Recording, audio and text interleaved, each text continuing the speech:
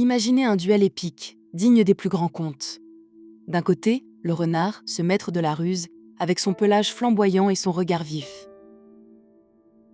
D'un autre, le chat, agile et mystérieux, capable de se faufiler partout sans un bruit.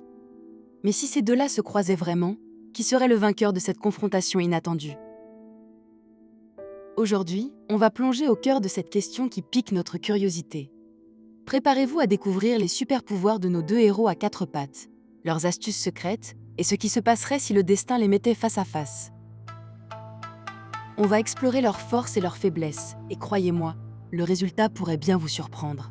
Accrochez-vous, car l'aventure commence maintenant. Commençons par notre ami le renard, aussi appelé Goupil dans les fables. Ce n'est pas pour rien qu'on le décrit comme rusé comme un renard. C'est un animal sauvage qui vit un peu partout, dans les forêts, les champs, et même parfois tout près de nos villes. Il est surtout actif la nuit, quand tout le monde dort, car c'est un chasseur né. Le renard a une ouïe incroyable. Il peut entendre une petite souris bouger sous la neige. Son odorat est tout aussi impressionnant.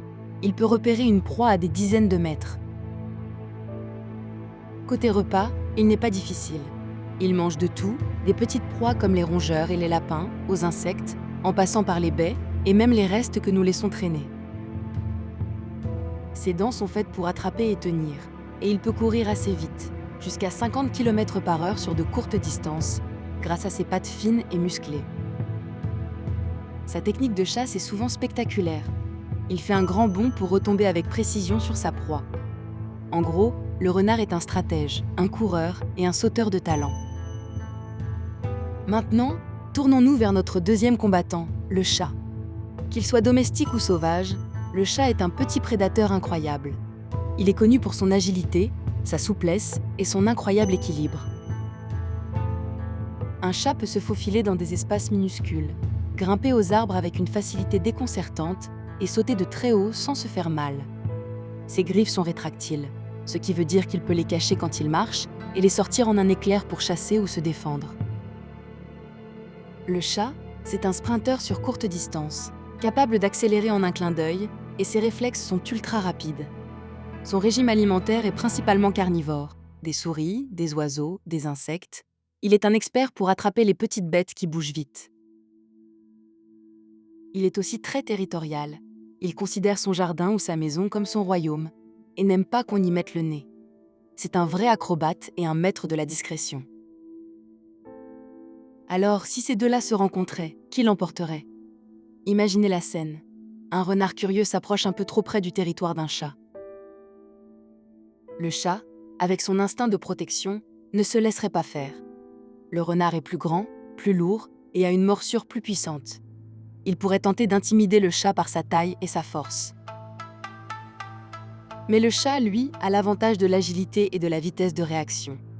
Il pourrait grimper en un éclair sur un arbre, un mur ou une clôture, là où le renard aurait plus de mal à le suivre. Les griffes du chat, bien que plus petites que les dents du renard, sont des armes redoutables pour des égratignures rapides et précises. Ce ne serait probablement pas un combat au sens où on l'entendrait entre deux humains ou des animaux de même force. Il est très rare que ces deux animaux se battent à mort. Généralement, l'un des deux préférera éviter le conflit. Si le renard est affamé et que le chat est blessé ou très petit, le renard pourrait tenter sa chance. Mais un chat en pleine forme, avec son intelligence et son agilité, est un adversaire dangereux.